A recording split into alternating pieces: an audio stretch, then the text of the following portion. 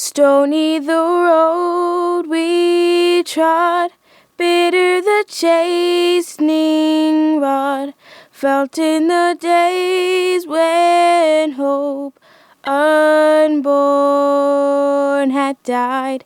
Yet with a steady beat have not our weary feet come to the place for which our fathers sighed. The South is full of accidental monuments.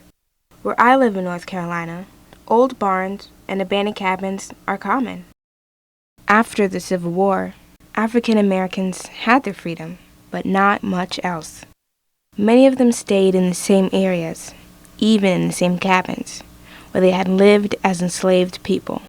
Now they worked for shares of the crops they tended. At the same time, many poor whites were also pushed into sharecropping. There are many individual stories, including some of my own family. What was it like to live as a sharecropper? And what happened to them?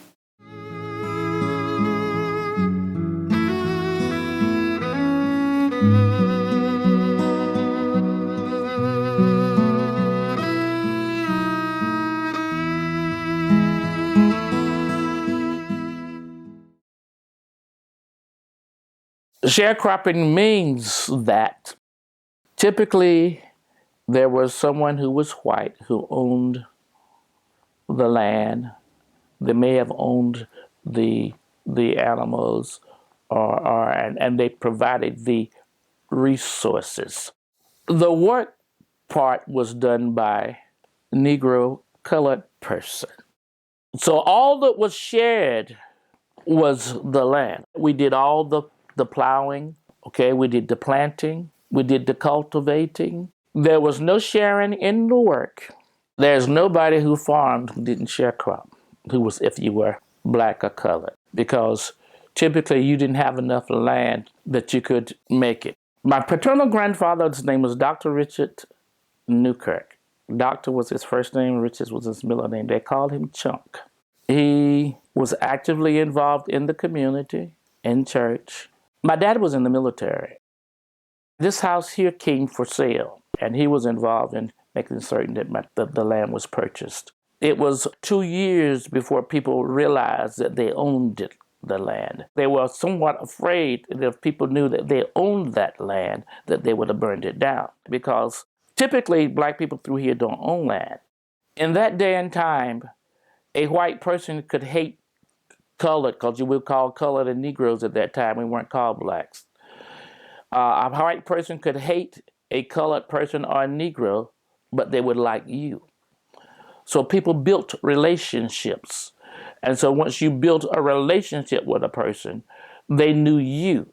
And then you were always thought of, you're Chuck's grandson. Or I know your grandmother, this. And so then you were safe. You were protected. Okay? You were not a threat. You were okay. So they built relationships. And when you build relationships in a community, regardless of who the people are, you're going to be protected.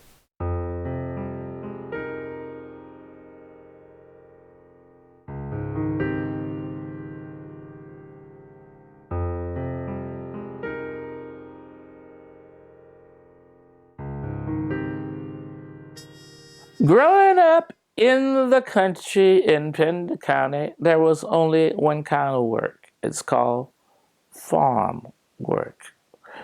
What do you do on the farm? When do you work on the farm? All the time. When is there not a time to work? Never. The major money-making crop was tobacco, and everyone was given an allotment of tobacco. So you may have 30 acres, but you didn't have 30 acres of tobacco. You may have 1 acre or 2 acres of tobacco. People who had the most allotments of tobacco were not going to be black.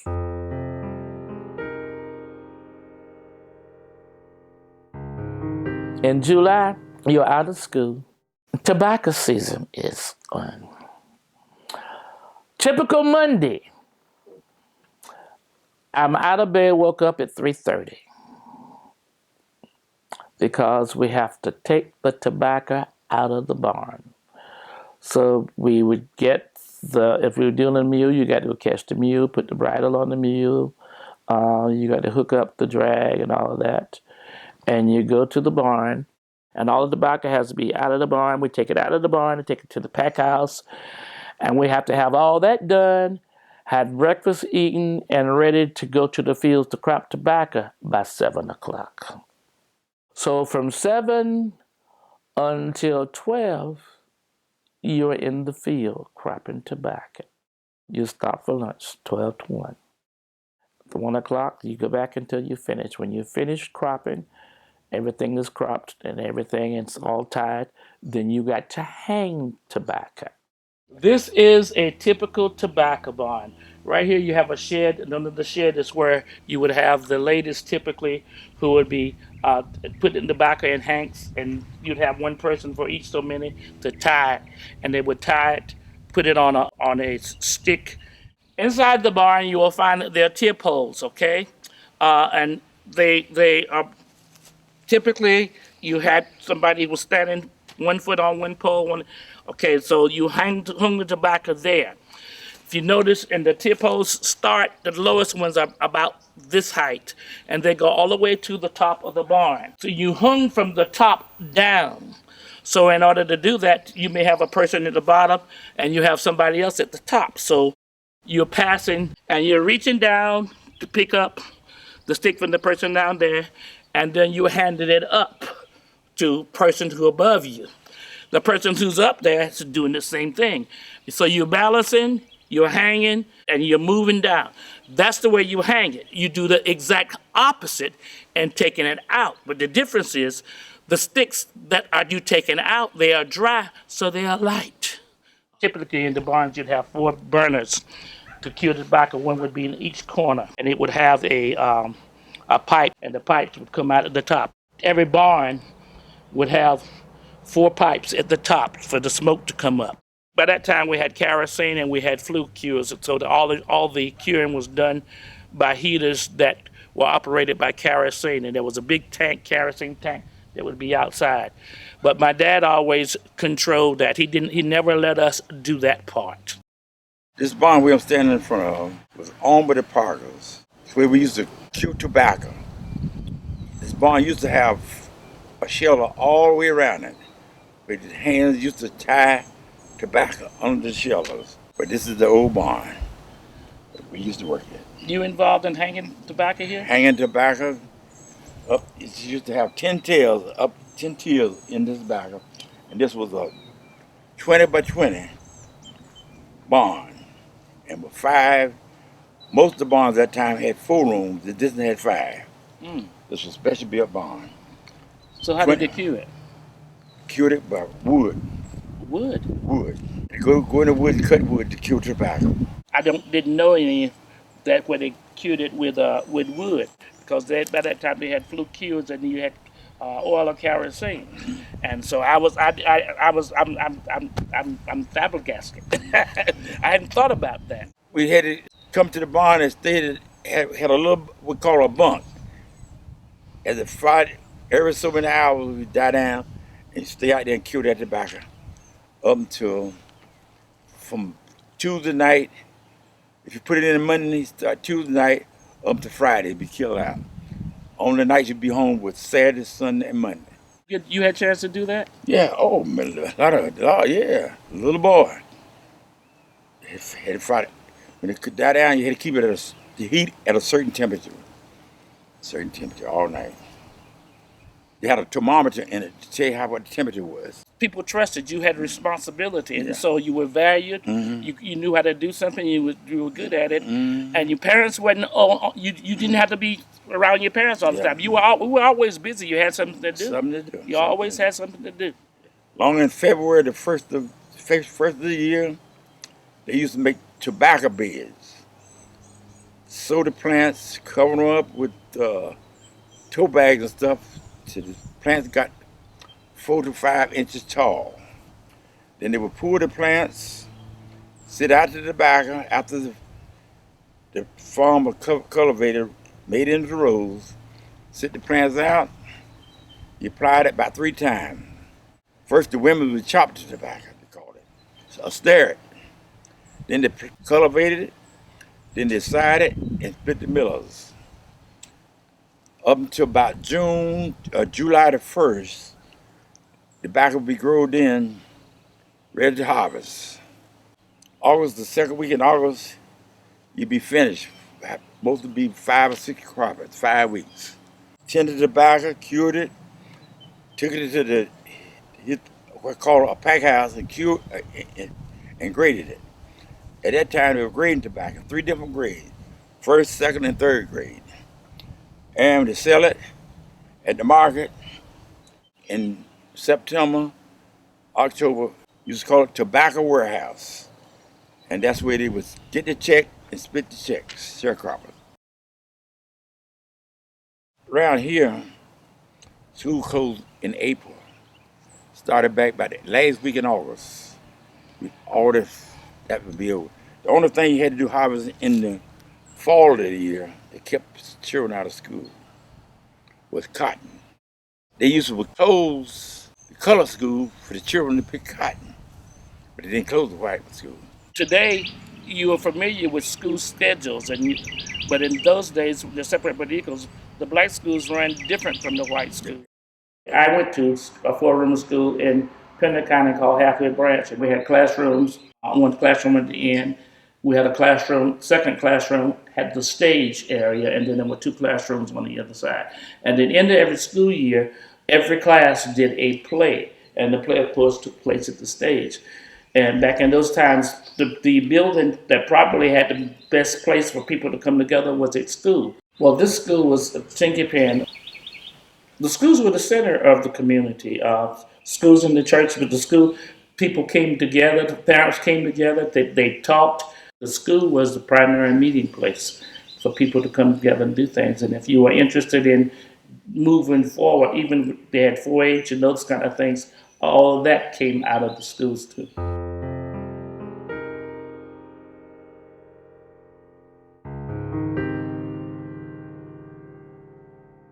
I started at school in 1935.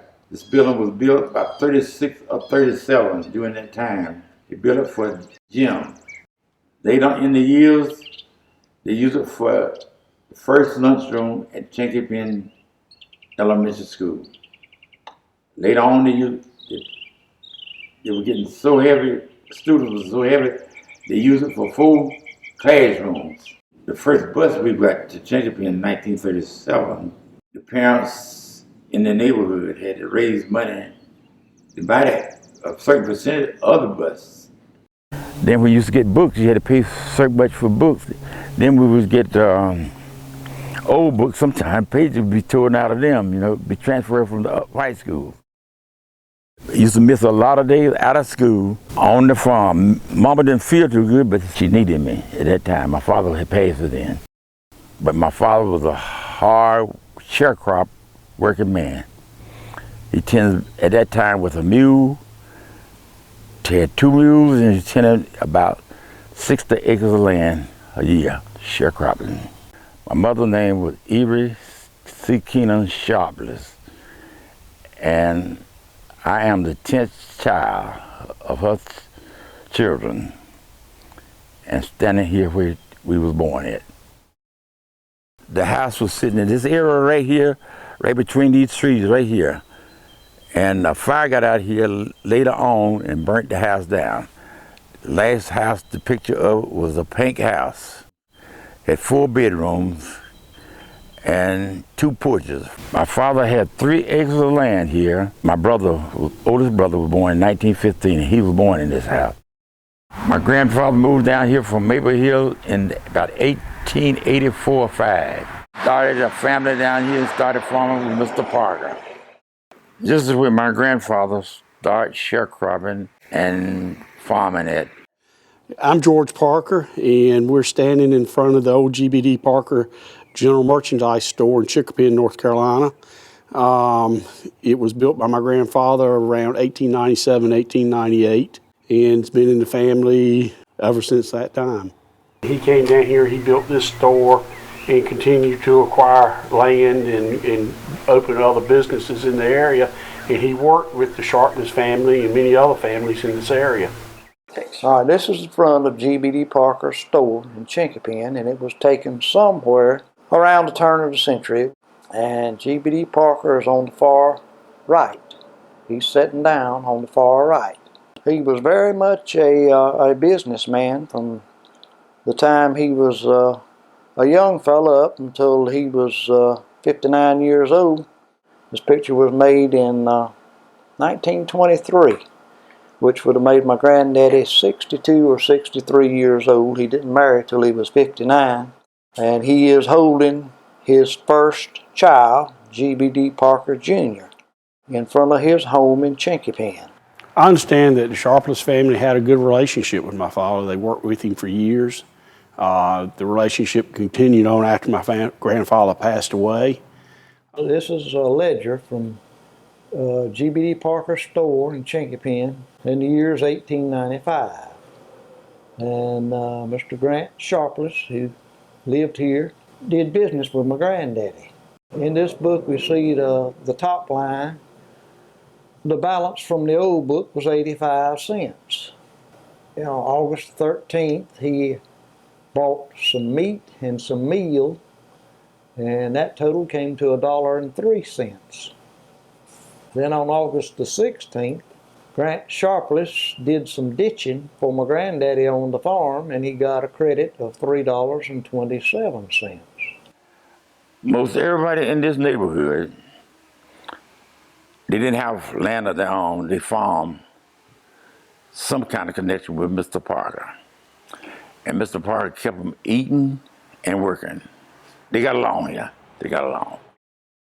In looking through his ledgers, he gave credit to single women. He gave credit to black folks. He gave credit to white folks. Anybody that was willing to work could get credit at his store. He supplied them with everything that they needed to farm. They had everything there from the cradle to the grave. I mean, they sold caskets. And anything that you needed to survive, to live on, you could be bought in that store. When you purchased anything, you came up to this counter, paid for it. There's a cash register up over here. This cabinet here was candy and cakes and things of that nature. This was mainly foods back here, canned foods, boxed foods, this type thing. And the shelving running back that way was mainly clothing, shoes. And then there was a table back here that had a great big block of cheese that sat on it that people go and you cut off a certain amount of cheese and weigh it out. And just various general merchandise that people would need for farming and what have you. Saturday afternoon, I remember in the late 30s, on Saturday afternoon, this whole yard be covered with horses and mules and stuff. It's just like I call it a hangout right here, this stuff. I remember that.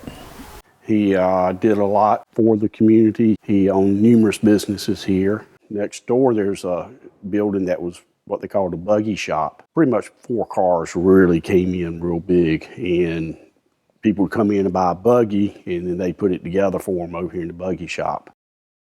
There's a cotton gin. Then there was the sawmill, and the depot was right over here where they shipped stuff out by train.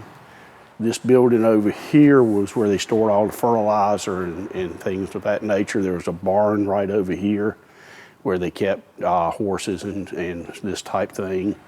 And then the old silos over there where they stored grain. Every community has to have a focal point where people can go and feel safe and just build relationships. And if you talk to anybody who grew up in Chinquapin during that period of time, they're familiar with Parker's store. Okay, and they know that, and there's a connection and there's a relationship, and it's all positive. And after years passed, my father, former Mr. Parker, my brother, and my mother, and also myself, up until 1956. I went to General Motors when I was 18 years old. I was working, I was in good health, and I didn't finish high school at the time, but I wasn't dumb, I know that. I could learn anything anybody else could. I wasn't a city person. I grew up on the farm. So what were they expecting me to do the rest of my life because I grew up on the farm and from the country? They expected me to be a farmer. What happened? I was blessed to have been exposed to something called a book. And I was blessed to read before I got to high school. And because I was able to read, I had been able to see that there was a larger world with other opportunities and what I needed to do to be prepared in order to make myself available to those. One of the experiences I think that's different than Uncle Matt's is that, well, I had him and all of his brothers and things that taught us and it would help us. I grew up with a mule, but then we transitioned to the point where by the time I left the farm, we had a tractor. He never had that. I tell people that I came from some good stock because I came from some people who dealt with a lot of adversity, but they didn't look at whether or not it was unfair or whether it was fair. They're like, this is the hand I've been dealt with, and so I'm gonna learn how to play it and make the best of it and move forward. And that encourages me.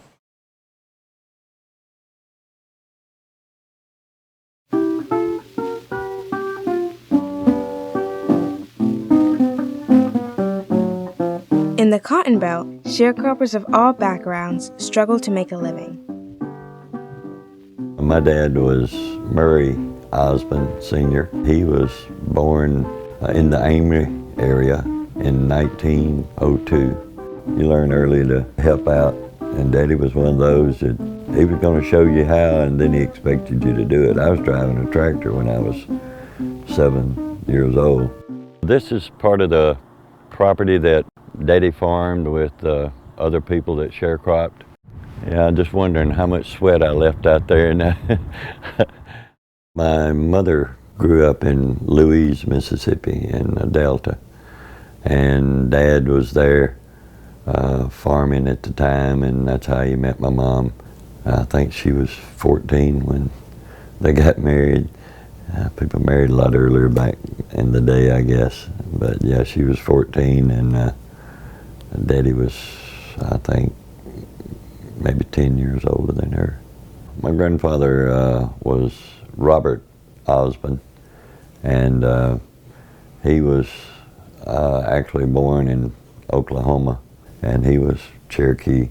One of the few pictures that we had of him, he was on the reservation, actually sitting in front of a teepee, so you know that goes back a long way. And Granddaddy, when he was younger, he was a trapper, because he used to, Dad used to tell me about Hyde Trading Company in Memphis, and that's where they would go and sell their pelts. And I remember Daddy also trapping in the winter months when it was too cold to do anything else. My parents were very religious, church-going people. That's most what I remember about them. And we'd go over to see my grandmother, and of course Uncle Homer and Uncle Grady, all of us kids would be over there on Sunday afternoon, and there was a pretty good crop once you get everybody together. All of Daddy's brothers and everything were musicians. Uncle Homer played any instrument that was there, you know. He piano, guitar, violin, mandolin, banjo. Uncle Grady, same thing. They were all musicians, and when they were kids, they actually went and performed at what Daddy called juke joints, and they'd go and play, and everybody drink too much, and but they didn't have to drive home. They just climbed in the wagon, turned the horses loose, and the horses would carry them to the house. But Daddy said he's woke up a lot of days sitting in the wagon in front of the barn. And Daddy was the least one to drink. You grow up like he did, all you knew was farming. He always felt like he was in control of his life, whether he was or not, when he was farming. You know, he was his own boss, made his own decisions, and in most cases did pretty good at it. Or sometimes there'd be 10 families that participated in a sharecropping operation, you know. And some of the people would be full-time, some of them would have other jobs, but the land is what they would share for Daddy growing the crops, and when they harvested, they'd deduct all of the expenses of growing that crop, and then they'd split up on some predetermined basis how the monies was going to be split up. And I remember hearing Daddy talk, and it was amazing how hard they worked for such a little return. But you know, they didn't know how to do anything else. As far as the income level, almost everyone in this whole group were basically about even. You know, you were considered well off, like my Uncle John Parham that owned the gin. They were considered extremely wealthy by the standards in those days. Of course, a cotton gin that he had, that's where everybody had to bring their cotton because it was the closest one, and there were no other options. In fact, I don't even know if there was another cotton gin in that part of the country. But you'd get on the road and you'd just see tractor after tractor or teams of horses that'd be pulling big wagons going down to the cotton gin for them to process it. But the cotton at the Tupelo cotton mill was after it had already been ginned and baled. And then they'd bring it to Tupelo, and then they would ship it out on rail cars, the baled cotton, to go to the textile plants to be turned into fabric. But yeah, I remember Daddy talking about it because the market would be affected by how much cotton had been harvested that year. Of course, if there was an abundance of cotton, then the prices wouldn't be as high, and if it was scarce, then of course, and that's the reason Daddy would try to always get the cotton harvested, processed, and they would actually bring it to Tupelo on big trucks. You know, we didn't have, of course, Amory has a rail connection, but they would truck it into Tupelo out here at the cotton mills and warehouses, basically.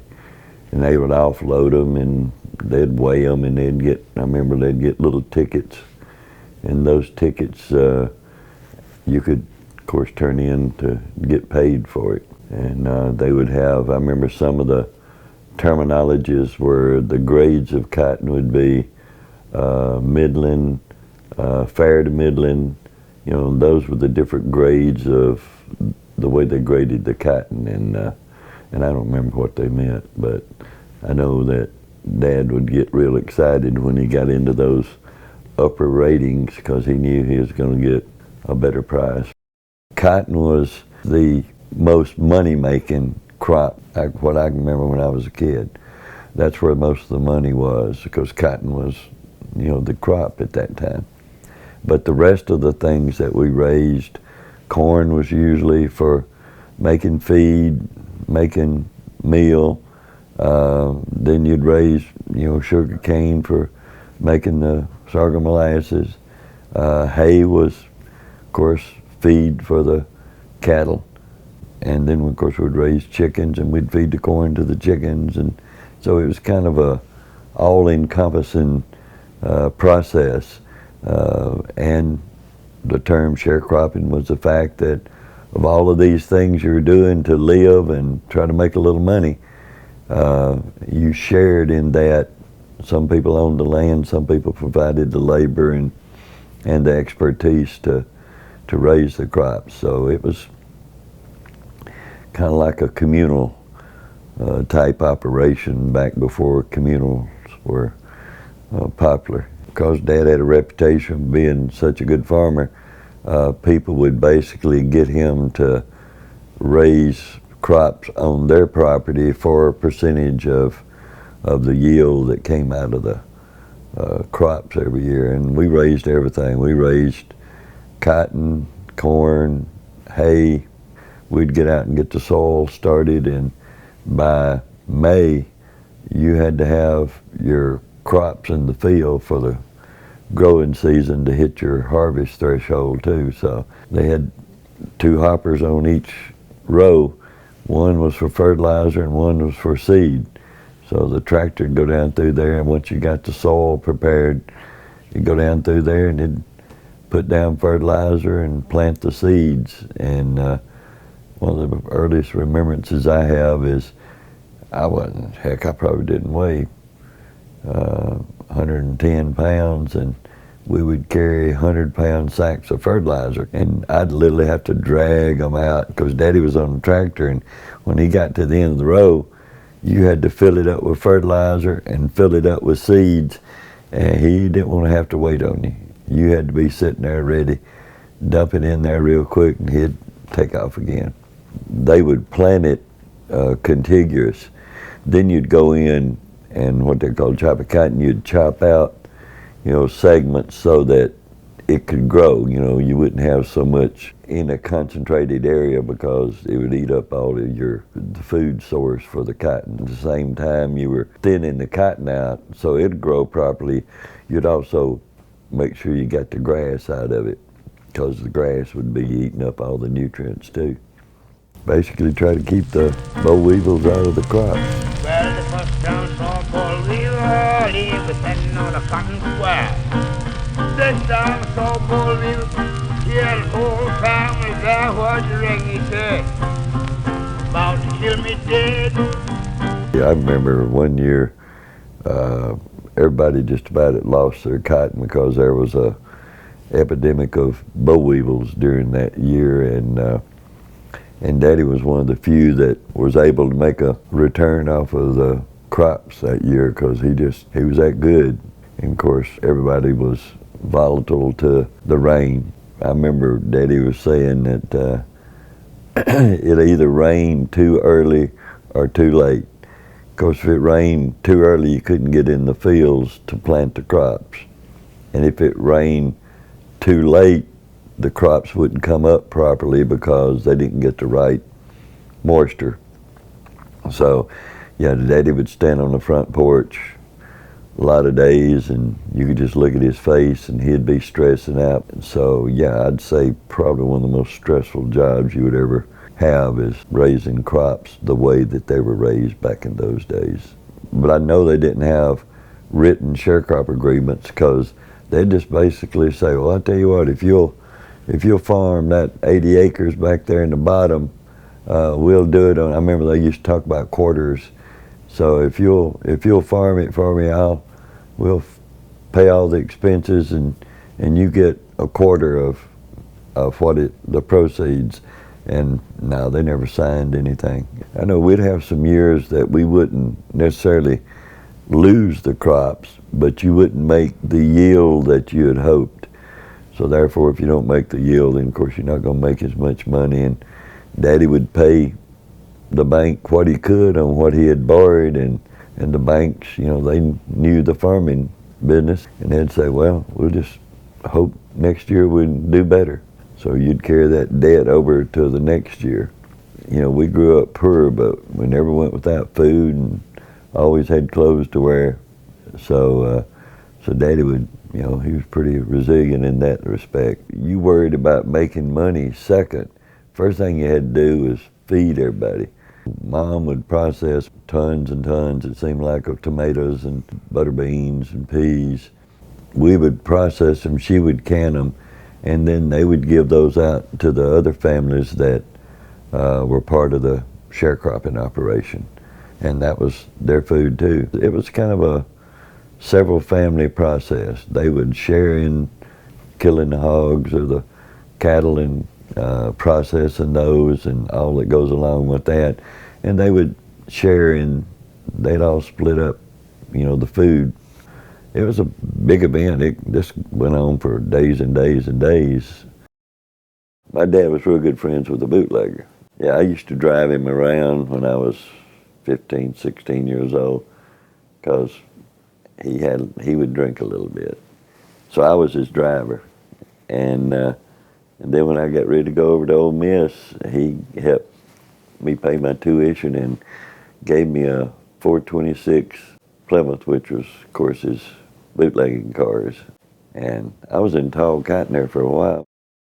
Well, I remember Daddy talking about we can't continue competing with the machines. We were doing this at a time when, that transition was coming to pass. Automation was taking over farms. and most people like my dad couldn't compete.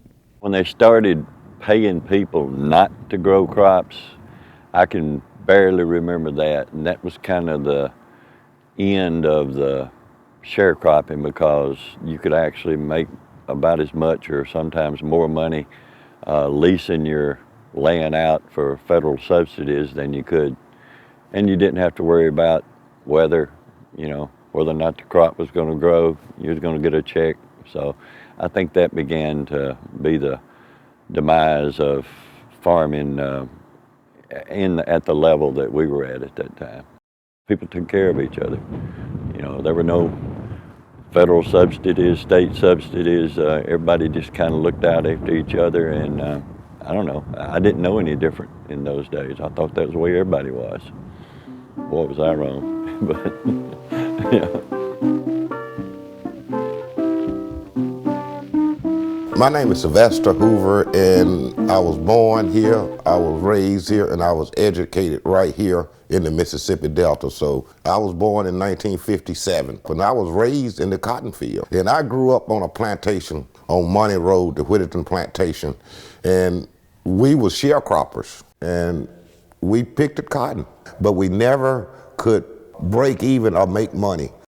This is a cotton sack. This is a 9-foot cotton sack, and we all used to pick this bag full of cotton, and when it get full, it weigh approximately 200 pounds. When I was too young to pick cotton, my mom used to put me on the back of the bag, and she pulled me through the cotton field while she picked the cotton.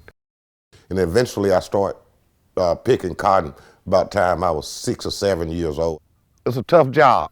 It's a tough job picking cotton, because if you pick cotton, you got to be really cautious when you're picking this cotton, because it got little points on it that it would stick you in the fingers if you don't pick it right. So you would have to put your fingers between these things here, and you pull it out like this.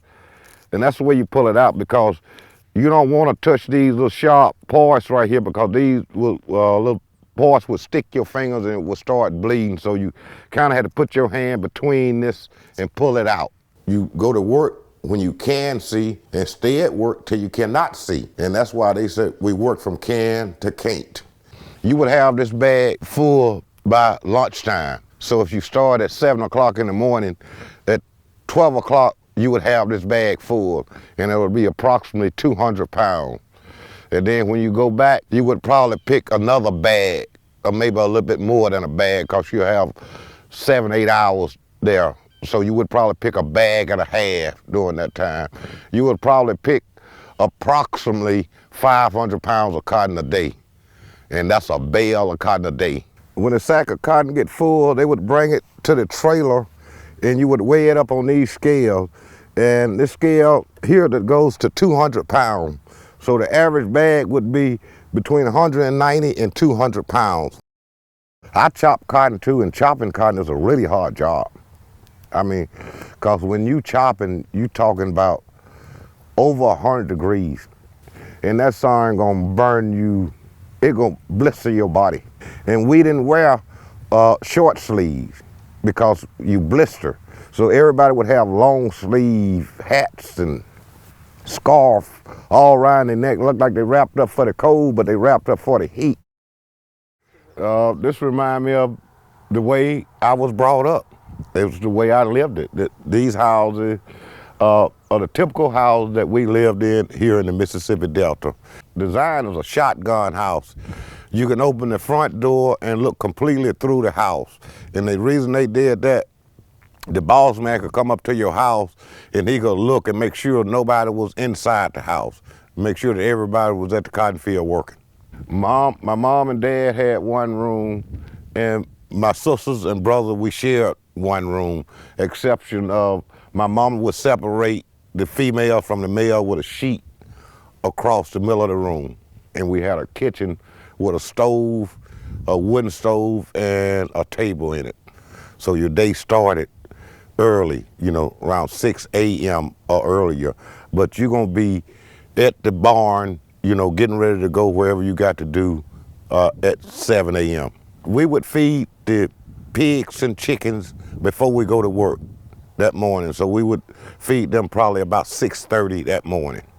And we would come work on the garden during lunchtime. They grow pretty much everything they ate, but they really grew a lot of peas, green, okra, tomato.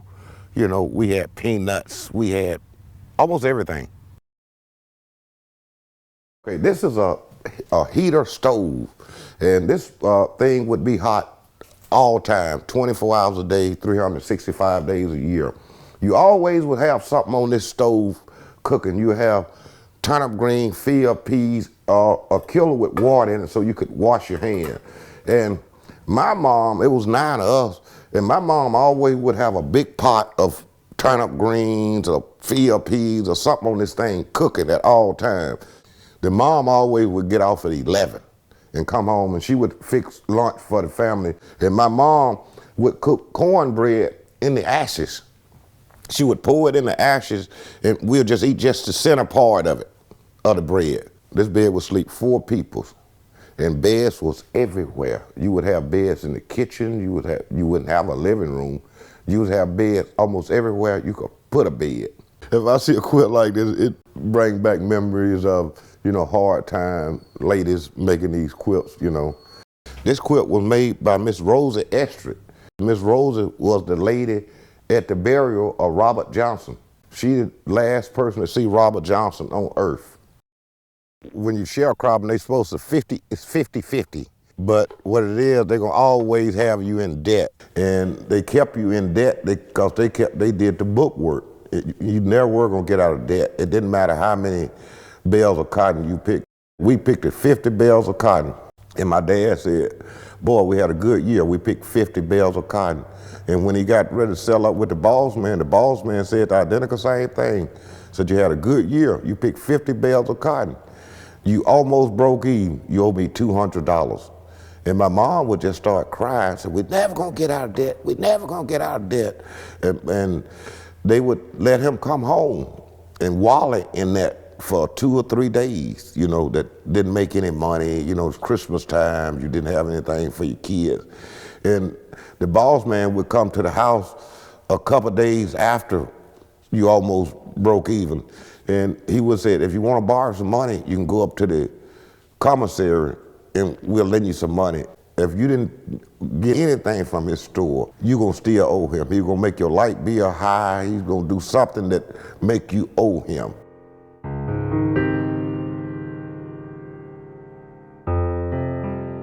And you just couldn't get out of debt with him. And that was the reason he didn't want you out of debt, because you was a good laborer. You was a good field hand. He could make money off of you. So, you know, I don't want you to leave. So if you owe me, you cannot leave the plantation, and your family can't leave the plantation. So you go to the bus station and buy a ticket. And the people at the bus station will call back and tell the boss man, I got Frank Hoover's son here catching the bus. Is that okay? And then his boss would say, no, he ain't got no business catching no bus. They owe me. So he'll get you and bring you back. You didn't have much trouble out of the people who owned the plantation. You had more trouble out of the rider of the plantation.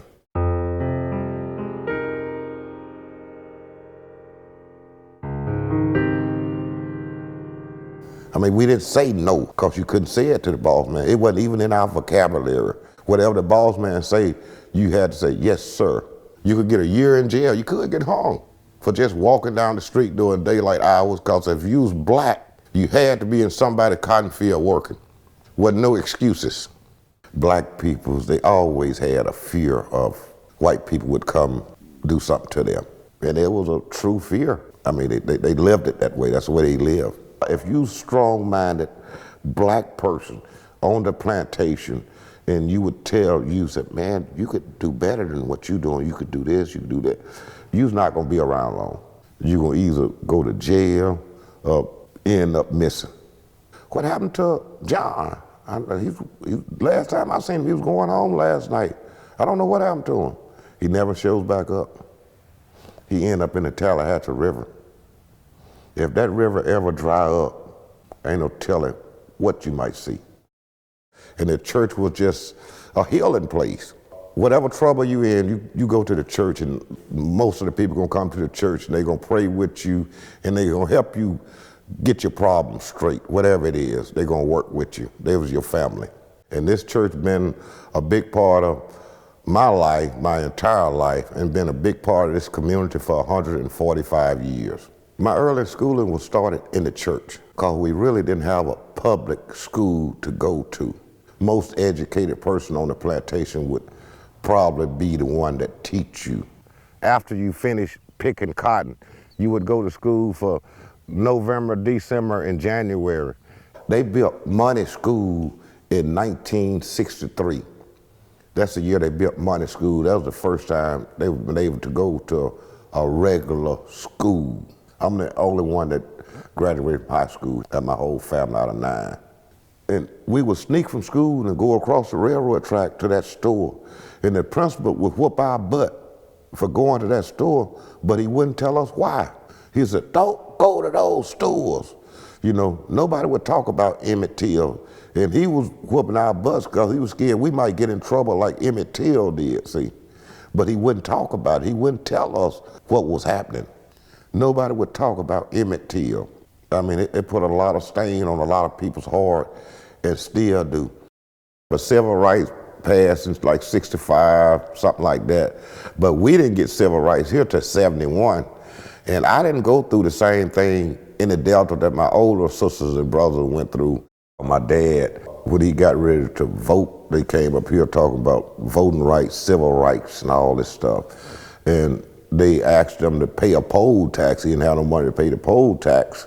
And then they told him, write a paragraph of why you want to vote. I mean, these people couldn't write a sentence. And they would come to the church, and that's what they would talk about, voting and civil rights and human rights and all that kind of stuff.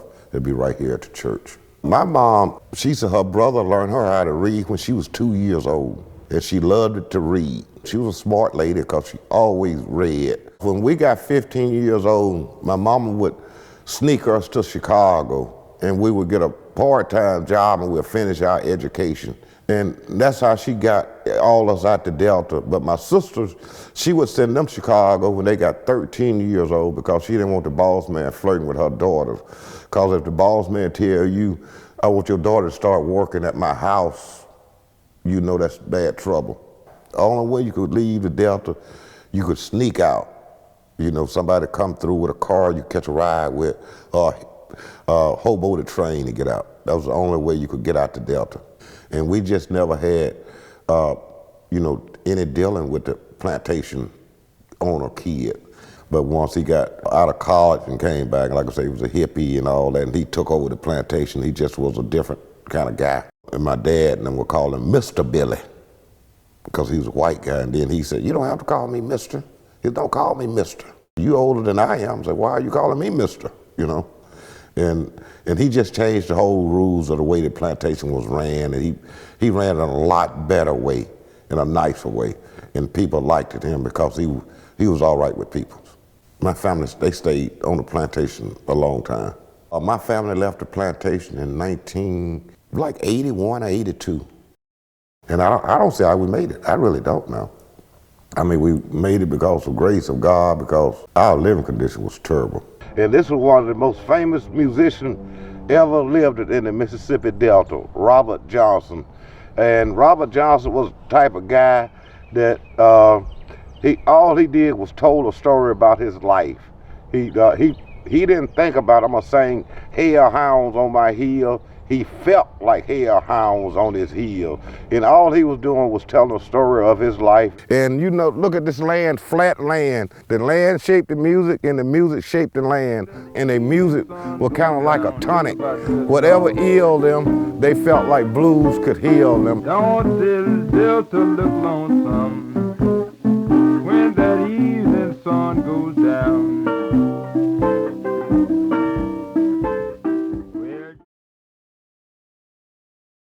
In the Appalachian Mountains, people seem to feel a particularly deep attachment to the land.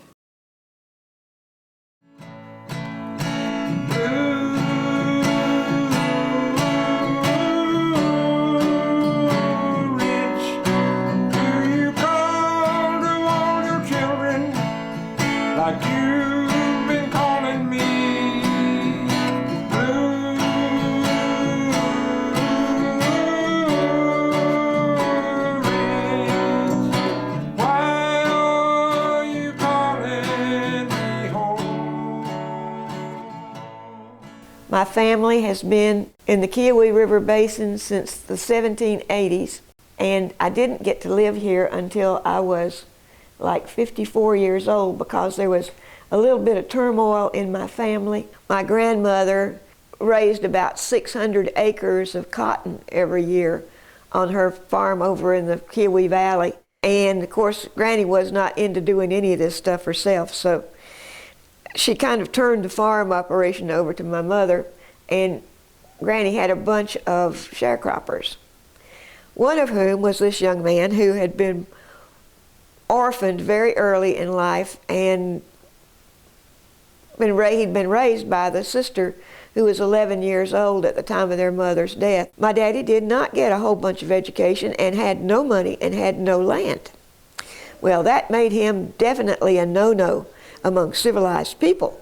You know, our quality of people, we just do not run with the sharecroppers. And so he was helping my mother run this enormous cotton operation and was very smart, very efficient at it. And when my mother announced that she was going to marry him, it all broke loose. And there was some shooting involved. And until my daddy died when he was 71 years old, he still had some lead under the skin of his chest where Mama's uncle shot him. And didn't kill him, but he loved to show the scars, you know, loved to show the bullets that were still there. Anyway, it was because he was a sharecropper. He had no land. We were not a money society here. We were a land society. We were not nearly as interested in accumulating money as we were that little piece of land next to us, you know. And one of the ways that you were more likely to accumulate that land is to marry it.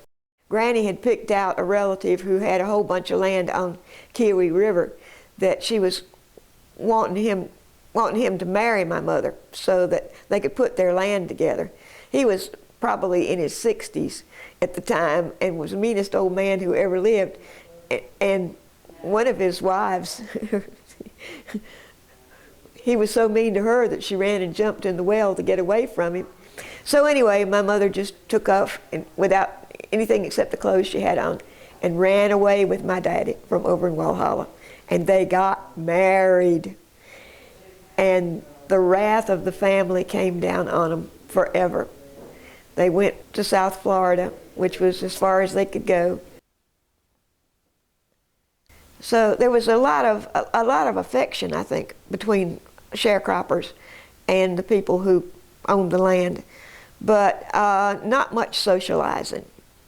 I know of some people who were cheated blind, sharecropping types of people, by landowners who engaged a lawyer to write the contract, and the people by and large could not read and write, so they signed a lot of things, you know, that were not going to be wise in the long run for them.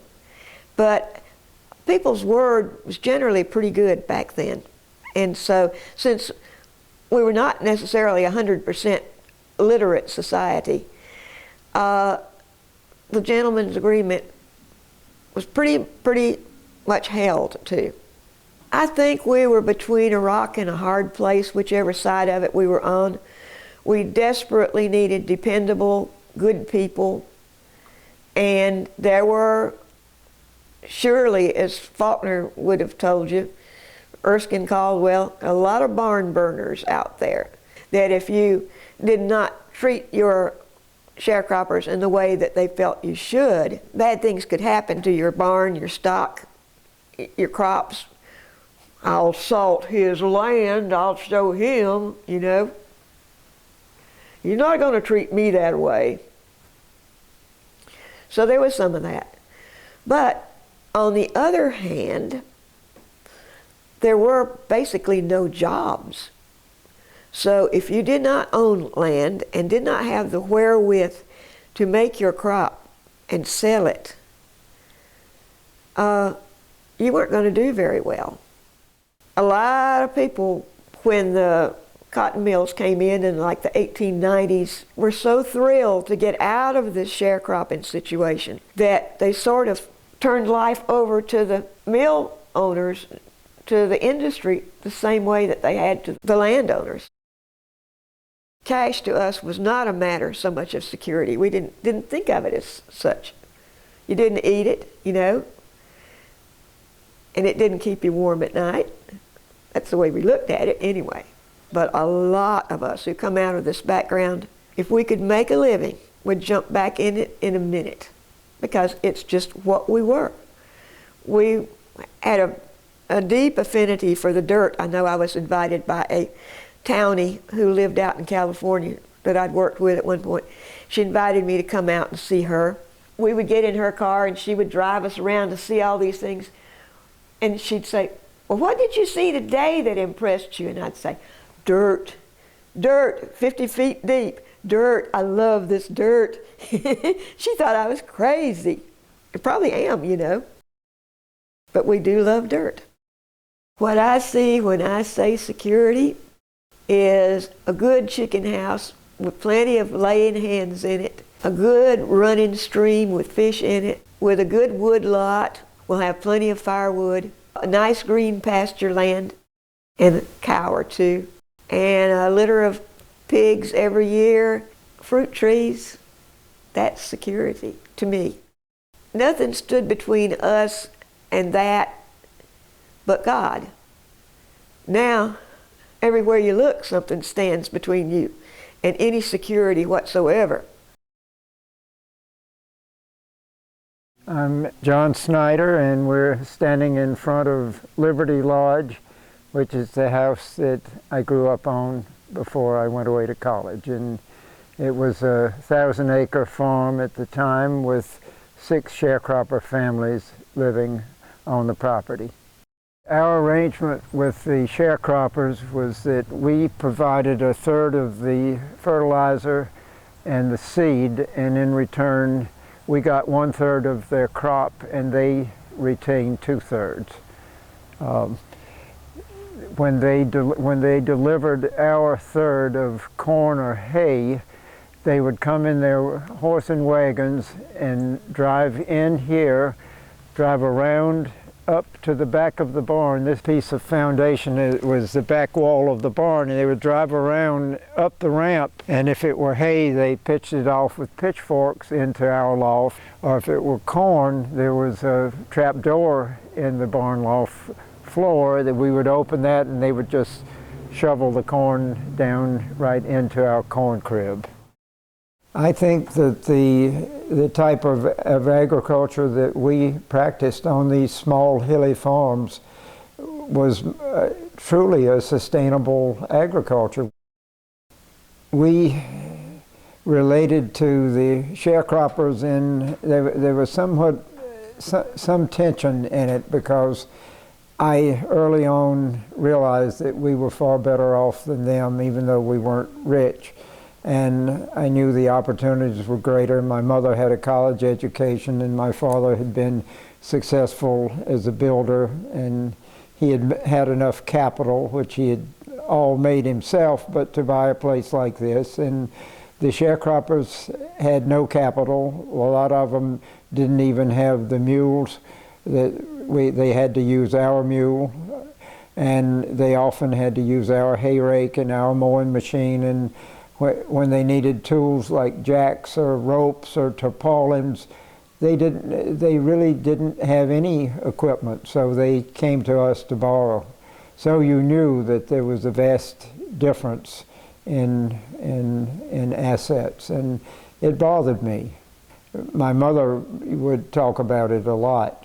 She tried to help some of the tenant children. It was a civil relationship, but it was also known to each of us in an unspoken way that there was a difference, that we would be going off to college and they probably wouldn't.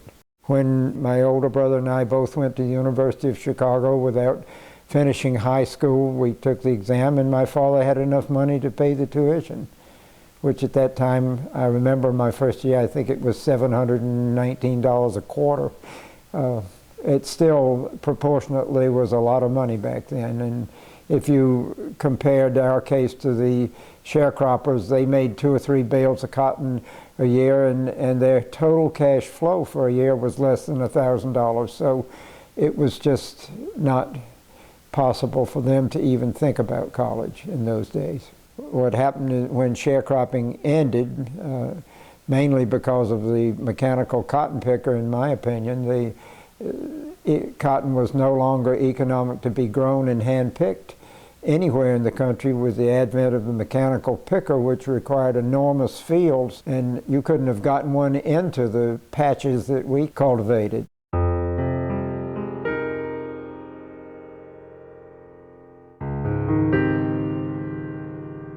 And the blacks had a giant migration to northern cities, and the local whites got other jobs in small industries that opened here, and they also were employed all along in the textile industry, which when I was a boy was closed to blacks. I think that growing up on a farm with limited assets was in some ways quite a positive experience, in that you had to make do with what you had, and it brought out an enormous amount of ingenuity in people to piece together broken equipment, pick up things on the side of the road to fix stuff with.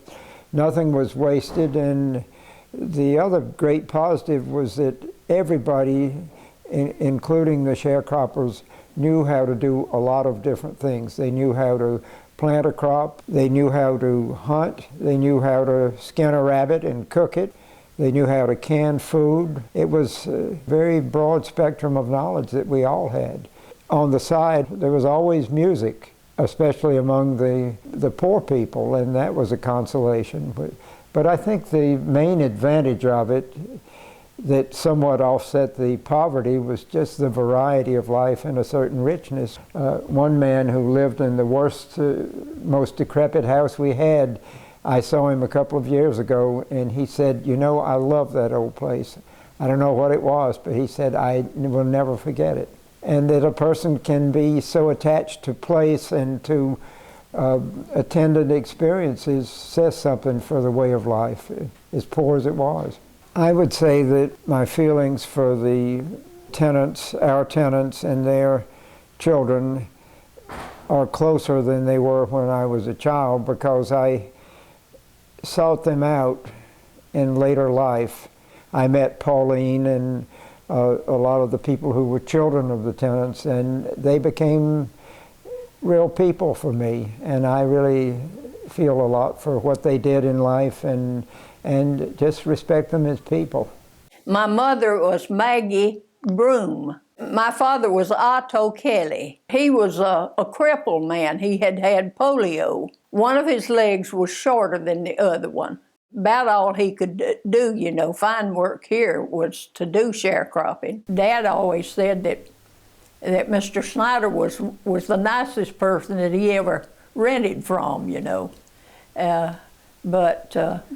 You know, for a long time, he didn't even have mules and wagon and all that stuff, you know. He just had to use the tools that the landowner had to get the work done.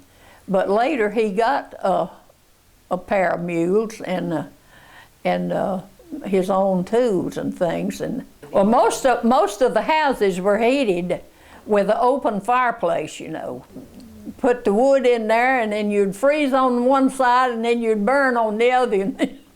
Now, the house that we lived in, we rented from Mr. Snyder, had two fireplaces. It had one in the dining area, and it had one on the other side in the living area. So we had two fireplaces there. That was the only house I remember us living in where we had two fireplaces. We raised mostly corn and cotton. Cotton was the main crop that we raised, you know, when we were sharecropping. That was one thing it was always my job to do, was to carry the fertilizer to the distributor. You know, they had a distributor, and you'd pour that fertilizer in that distributor, and then he would take it along the rows, and then they would plant the seeds in behind that. And when it come up, then we'd have to take hoes and stuff and hoe the corn and the cotton and keep all the grass and weeds out of it. In picking cotton, we always made us a sack, you know, and it was usually made out of burlap. And we would go through the cotton fields, you know, and we'd pick the cotton, put it in that sack, and then we'd carry it to the end of the row, and we'd empty it out on a blanket or a sack blanket, you know, there, and then they would weigh it up at the end of the day. That time, when the cotton was always carried to the gin and things, that's when he paid everything. And that's when we got our shoes. And I can remember wearing shoes that I'd have to put cardboard in the bottom of them to keep the water and the stuff from coming in there, because that's all we had, and we had to make it last till springtime. We always had animals of some kind, you know, and we raised our own pork. And I can remember Mama canning the sausage, and she'd fry that sausage and put it in jars, and then she'd turn that jar upside down, and that fat would seal in on that sausage, and that would last us all through the winter. So we always had something to eat. It might not have been the very best that some people had, but we always had something to eat.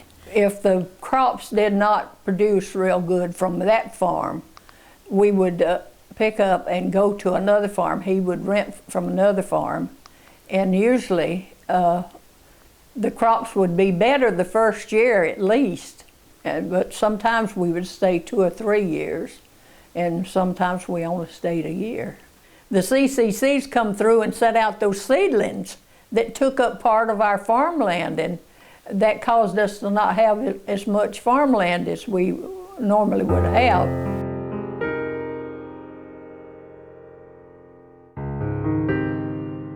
That helped a lot of people, you know, back then, because there was no jobs, and that's why they started the CCCs, was to give some of the young men, you know, something to do.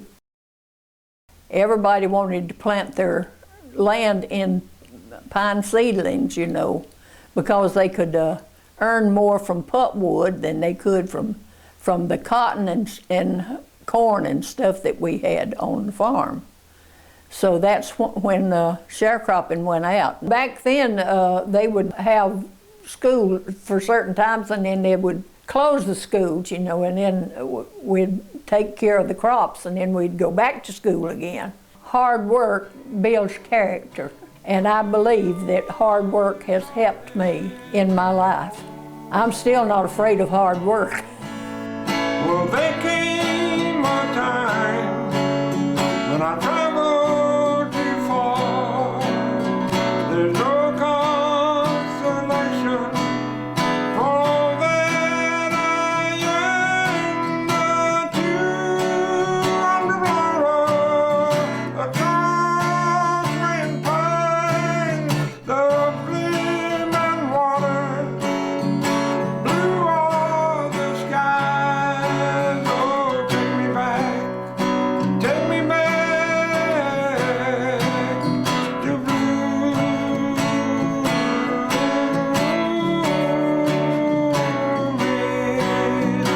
Why are you calling me home?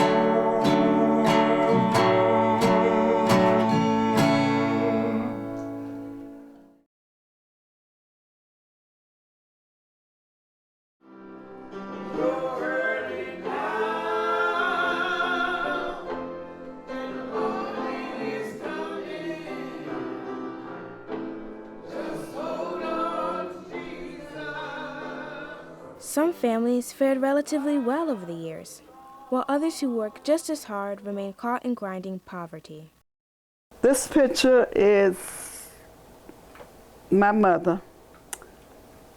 Her name is Carrie Henry Walker. She was born in 1890s. She died in 1963. My mother was so precious.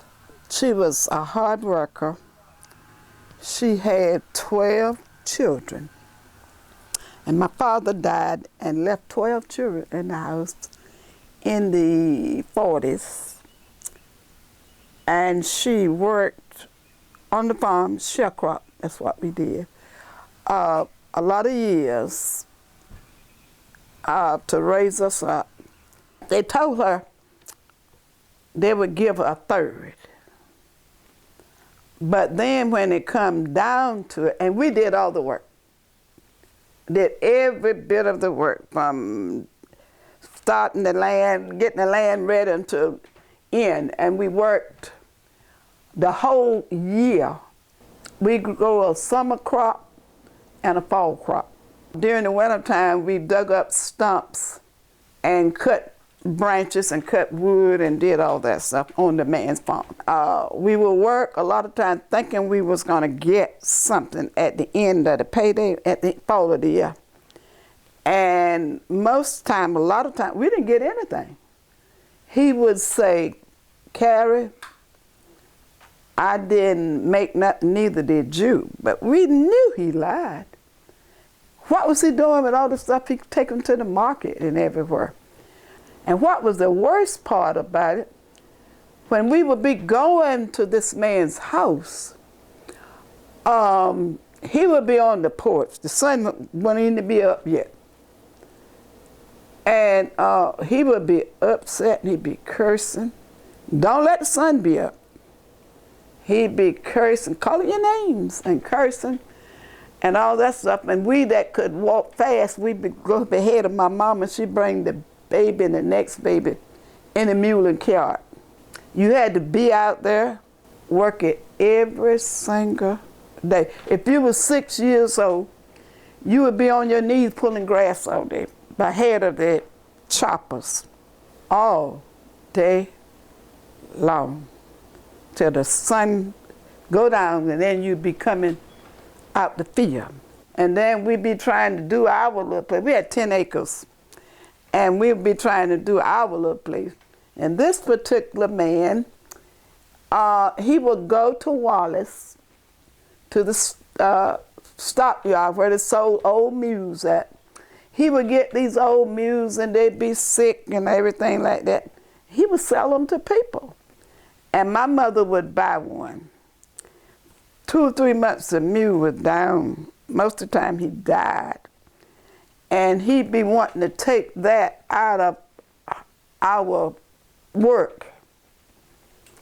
And a lot of times when the mule got sick, my mother knew how to doctor on a mule.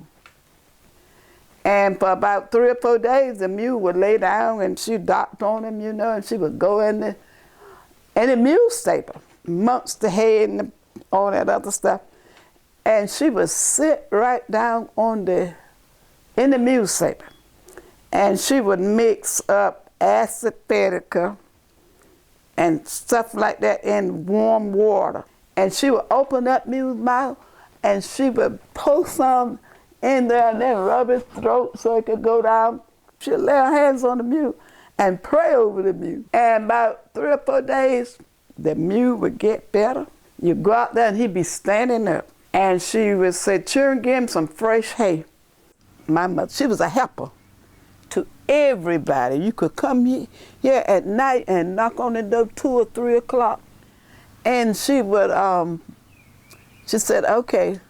And we as kids, we'd be hollering, don't go, mama, don't go, mama.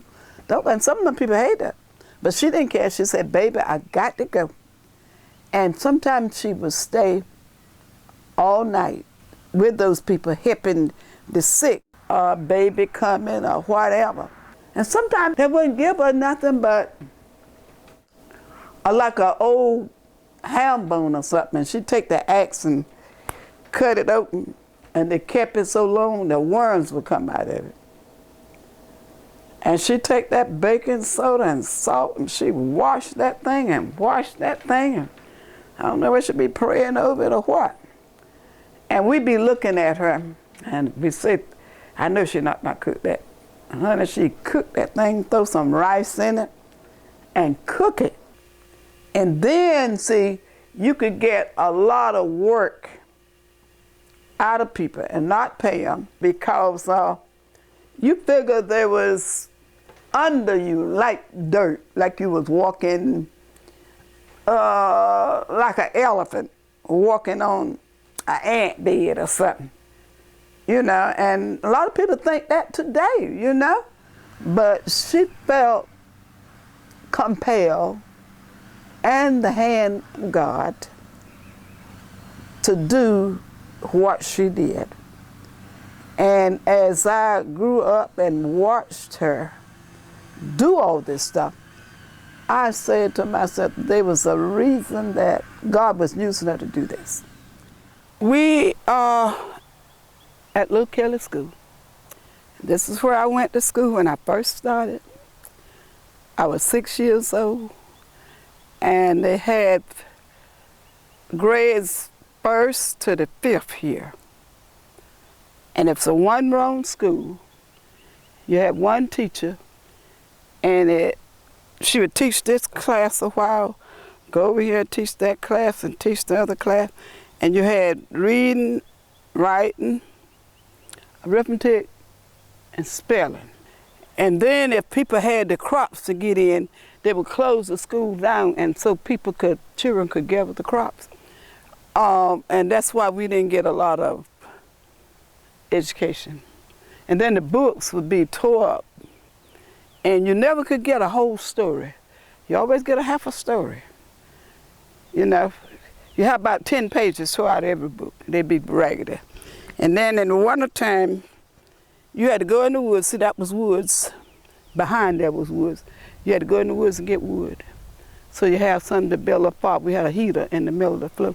So you have wood to build a fire with the next morning, because the truck would pass in with the coal, but they would carry the coal to Long Creek School, and didn't give the black people no coal or nothing, so we had to get our own wood.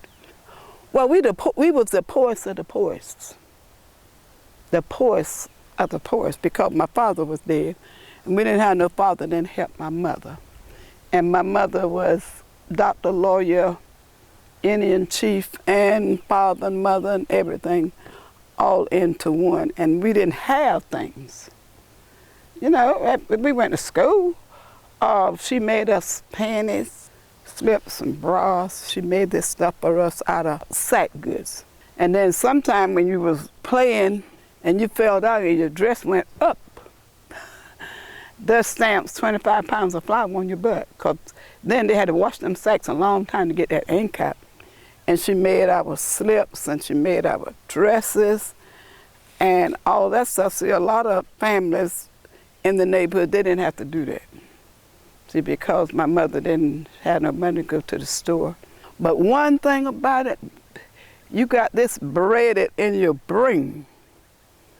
You never act pitiful, and you never told nobody what you ate. My mother always said, you wear these clothes like you the queen of Sheba. Hold your head up high as you can when you walk. Never hold your head down and act pitiful. She read that Bible to us when we all got in, got what supper we could get. We had a huge Bible. She read that Bible to us 1 hour, not one night, but every night that you lived and you was in their house. And then she would pray an hour. And when she woke you up in the morning, that's the first thing you did, fall on your knees, and she would pray for she'd know everybody. You know, she had a lot of them to know. And she'd know everybody, and she would pray over them and read that Bible. You didn't go out the house every morning unless you read that Bible. And see, the Bible was what give you energy, give you strength, that she always say, there's a better day. Children, there's a better day. And we want to know when. We're going through all this stuff, you know. When was this day coming? Because we was in the field working one day, and this plane came by. We were picking cotton. And we thought the plane was coming to take us away to a better land. We all the children run to the end of the row, and the plane didn't stop. It kept on going. We went back crying. My mama wiped our face with her apron and thing. She said, baby, there'll be a better day. You know, and I passed that on down to my children. But the thing I got out of that, all that hardship, was honesty, work hard, treat people right, whether you get treated right or not. Treat people right. Discouraged by the uncertainty of farming, some opted for regular jobs, but these jobs came with their own hazards. I've been in the storm, seemed like forever. Nights of confusion have been so long. Nights all over with rise the My name is Ernest Keith. My garden here is Black on Black River.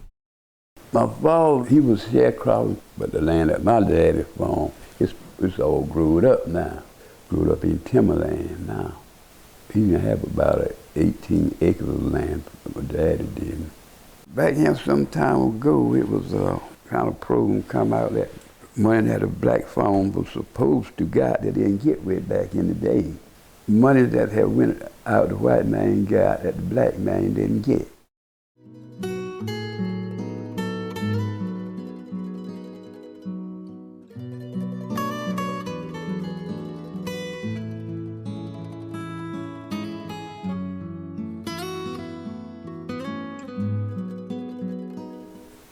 Sharecropping, what he would do, he would give the man that owned the land 1/3, and he took the 2/3.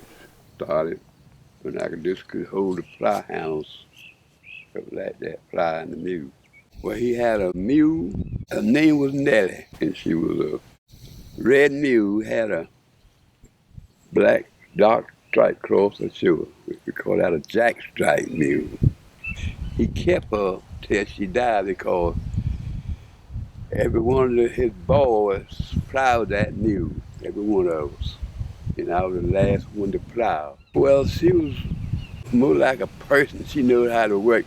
Act like I was young, like she was showing me how to work because she knew what to do. More so than I did when I was a boy. He had 2 mules, and he used me log wagons, all logs for people.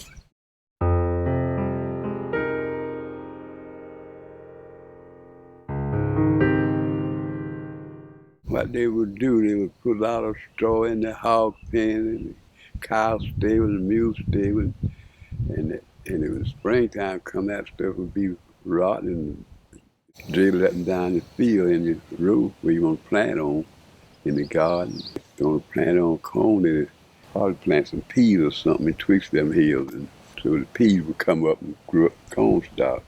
Public work has you just work there, what you make is yours. But when you're sharecropping, you got to give either 1/4 of what you make, either half of what you make, or 1/3 of what you make. That's what sharecropping is. And well, you wouldn't get much for your work out there in the logwood, but you would get something every week. And that made a difference. I went right to a sawmill. I was about 16 years old when I went to the sawmill. I didn't go to school like I wanted to go because I should have been in the school some of them days. Days I was running a log skidder, you know. It had a cable up a tree, maybe something like that, on it. And cable run out on it in the woods. And I was pulling logs up there. But what happened to me, I walked around behind and poured some oil in a bearing box, you know, pouring that there. And I had an overall jumper. And that gale was turning, one gear turning the other. And when I reached over there to like this to put that oil in that box, my jumper caught between them gear wheels and pulled me down in there like that there. And that's when it cut the motor off. It hadn't been cut the arm flap off already. Sometimes I look back and think, but I don't want to go back that way. I don't want to go back where I come from. The past is gone, and now it's a future time. Well, you're early now, but the morning is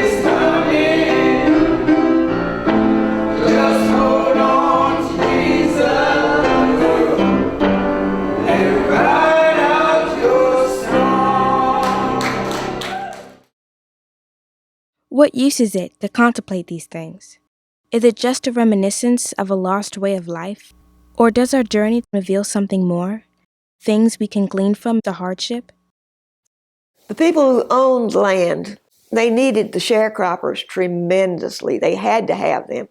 If you didn't have this substantial holding of some kind that's going to bring in the crops, you're going to be bad off. I mean, I grew up seeing people work hard, and it was probably an incentive for me to not continue to go down the road that wasn't leading anywhere. I mean, that was a vicious cycle. In the Delta, you always had to work for other people's sharecropping, because that was the only job offered to a black person in the Delta. You could easily get a job sharecropping because you weren't going to make any money anyway. So it really didn't make any difference. All it really were, you had a place to live. I would define sharecropping as slavery with a different name. And when I look at cotton, I don't look at cotton like a pair of jeans. I look at cotton as back-breaking work. The cotton was gold. Everybody who affiliated with the cotton got rich, exception of the person that did all the hard work. The American dream supposedly existed, but it really didn't exist for a lot of our population at that time. You really got to try, understand who you are, and your background has a lot to do with you too. Got my garden from my daddy. He used to garden all the time. He had me out there in it, so that's where I learned my garden from. I always was a person that loved to give things to people. It's a joy in giving, you know.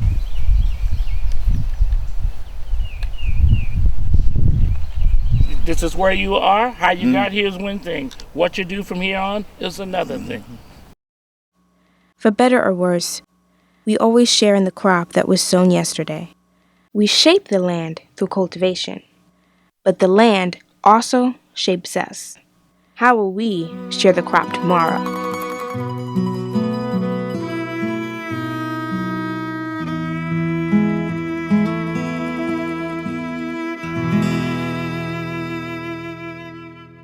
Let our rejoicing rise high as the listening skies.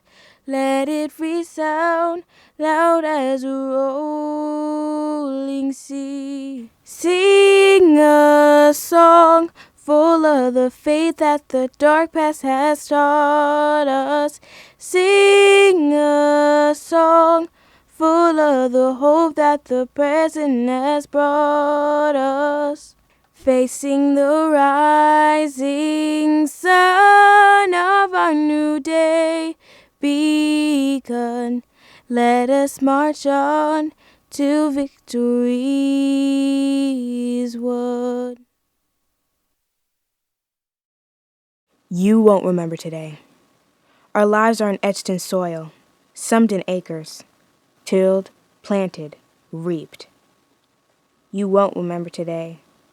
I long to say, here is water, this is salt, there is wood. Lord, Lord, let that whistle when she blow, oh, she blow like she never blowed before. Blow like she never blowed before, Lord, Lord. Well, if you want to say it falls, you can do this as you please. But if you don't raise no cotton, I'll eat up all your peas and sell your corn. I'll pay your debts.